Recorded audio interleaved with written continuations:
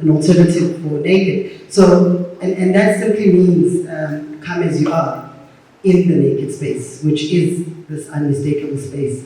And I think where it started for me, Afika, is way back when I wanted to be a radio DJ, which I couldn't, as you know, I'm not one now. But I wasn't actually wanting to be a radio DJ and play music. But it was for talk radio, and that was inspired by having real and authentic conversations. And I think depending on the numbers, but I think there should be at least 3 or 4 of you per group. Ideally, please try to gravitate towards people you have never met before.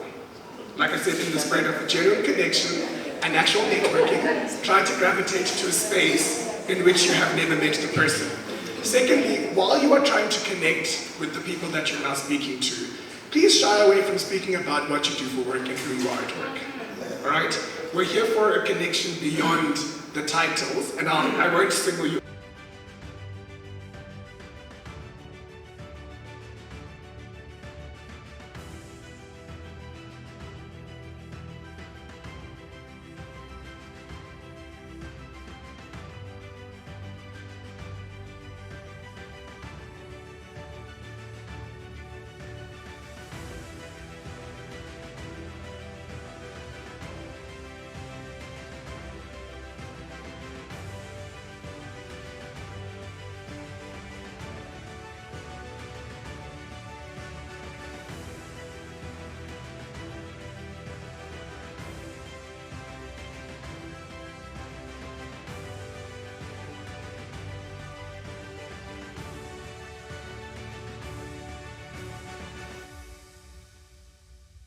Don't forget to tag hashtag Unmistakable Space with Penzola. That's hashtag Unmistakable Space with Penzola as the hashtag. So, because again, I've already indicated numbers are a challenge, I'm going to be able to walk in the direction where I remember the group standing. So group 1 was here.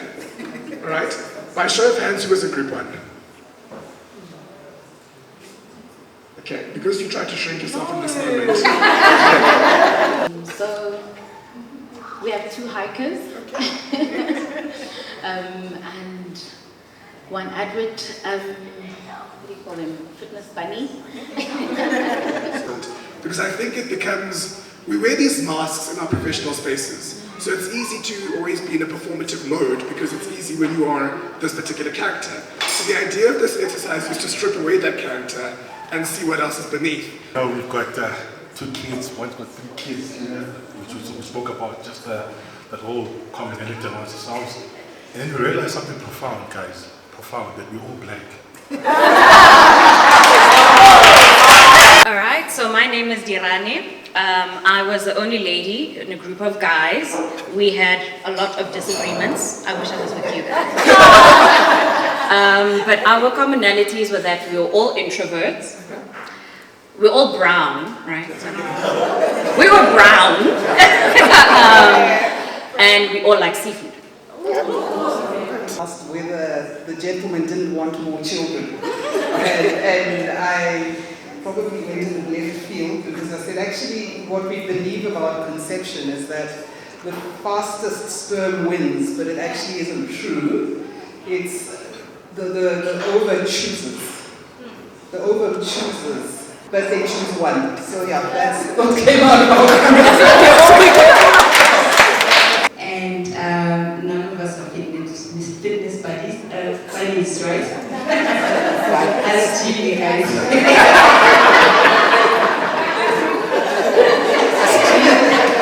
And we love our drink from time to time. Possibly give you a second chance, then you can't look away from that possibility. Choose to look at that possibility. You know, that was the encouragement from her dad. And so she took the chance, she appealed the exclusion, she was allowed to then take the following year on condition that she passes all the modules she had failed, as well as the last modules that she had remaining. And she finished her degree, she got her degree, and she got through, and because she chose to gravitate towards the possibility. And that young lady is me. I could tell you other stories. I could tell you more stories. That young lady is me, and those are some of the things, or one of the examples where anxieties, fears, excitement maybe, hope maybe, darkness, light. But in processing those thoughts, it sounds like just like lip service to say choose your thoughts the way that you would choose your clothes. But it literally becomes that at the end of the day. It's funny that when you started speaking, Sarah, it was until you said that young lady was me, and also made it clear that it was a lady, I was like, I'm going to have to sue you for the life rights to my story. Because my mother died at the very beginning of my LLB year, which is obviously when you start doing your law degree, and I failed a couple modules that I got that notice that says, it's going down. And I was ready to quit. I was done with it, I had no interest in pursuing this any further, and it was my sister who sat there being the voice in my head that said, From the experience that you went through, how did you overcome the anxiety and those feelings to overcome? Because I've been experiencing a similar experience when I've got a lot on my plate, a lot of things I need to achieve. So what was that thing that helped you get through it? Okay, so dealing with anxiety.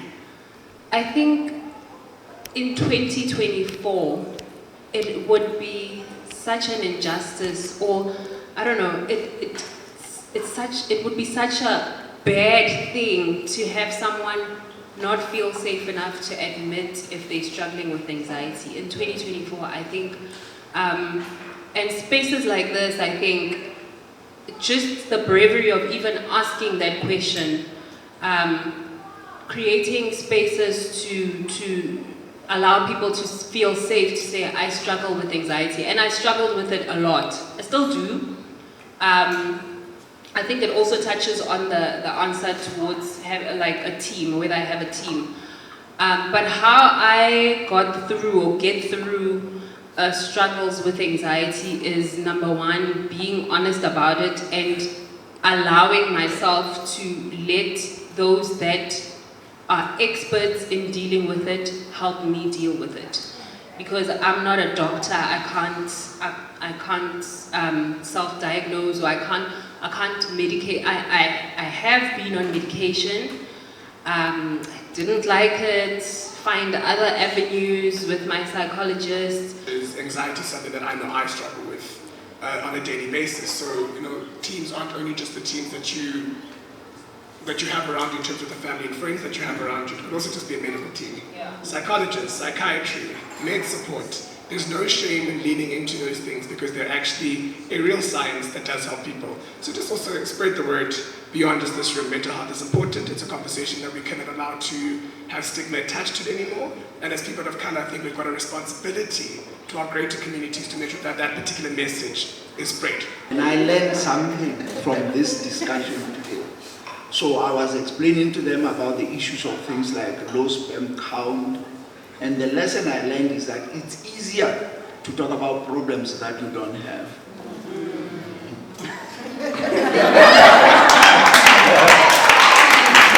Today, when you say to the kids, go to your room, they say, thank you.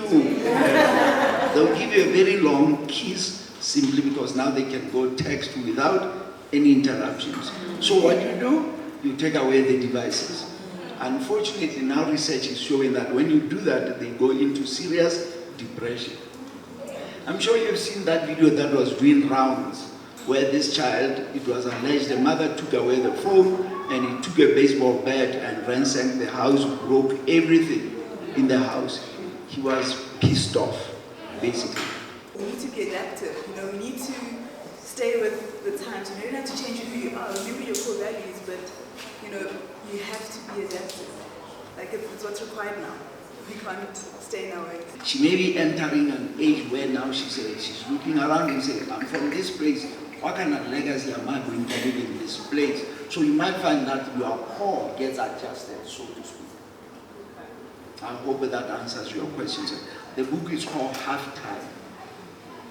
And the lady there says, how to teach an old person to adapt. You know, this is a question that has been bugging me. Because when I started in my career, especially the teaching part, there were older teachers and the student would make a comment that we were taught by this old man or old woman. And I said, when I get there, I'd never want to hear students say something like that about me. So maybe I'm already at that stage. And I'm wondering, am I still keen to learn new things? I push myself. But I think biology, God, the way He designed biology, He knew that we already approaching exit button. So He knew you're going to have that thing to want to learn some more because you're going to exit. And find ourselves doing a lot of the times we actually find ourselves in leadership positions. So how do you then adapt yourself to dealing with that? Is I think my question. But I hear where the speaker is coming from when she says she's a young person and she's working with older people. And older people can be stubborn. And I know I was in that situation when I also started my career. And one of the couple of things that I learned on my journey was humility is important. Because older people have experiences, they've been in the environment, they know where the dead bodies are buried in that office, things like that. The other thing I learned is to not push my agenda. You know, I've got this great new idea and you guys are so old-fashioned, you don't know what you're doing. I attended a course years ago and somebody said in every system there's something that works. Understand what it is that is working and learn that and work with that. Then when you build the trust with the people, you can then start to bring in your alternatives. Because what also tends to happen is... And all of a sudden you realize, I'm not actually the leader that this particular space requires. So also I think maybe something around how do you then adapt yourself to the greater populace without necessarily also just losing yourself. This is a very difficult question that I'm still looking at. So it will differ from one person to the next. Just like any other thing, like talent, there will be those who are born with it, there are those who have to make an effort to develop the skill. So to answer your question, all of us to some extent, we have to push ourselves to accept that change will always be there and we have to adapt to that change or else there will be a problem. Or the system itself will press the exit button on your behalf because you are refusing to change. It will differ from one person to the next.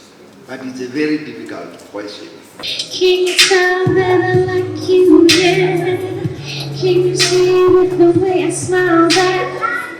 Can you tell that I like you, yeah? Can you see with the way I smile back? Can you tell that I like you, yeah? Can you see with the way I smile back? Yeah, but no, I'm listening.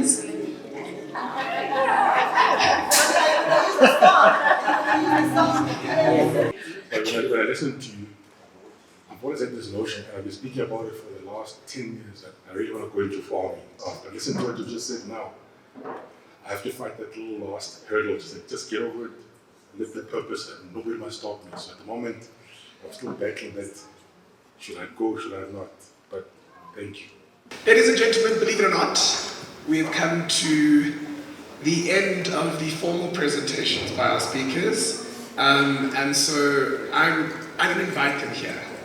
So I don't think it'd be right for me to give the vote of thanks in particular. So at this stage, I'd love to hand over to our gracious host to then have a quick word to her panelists. Wow.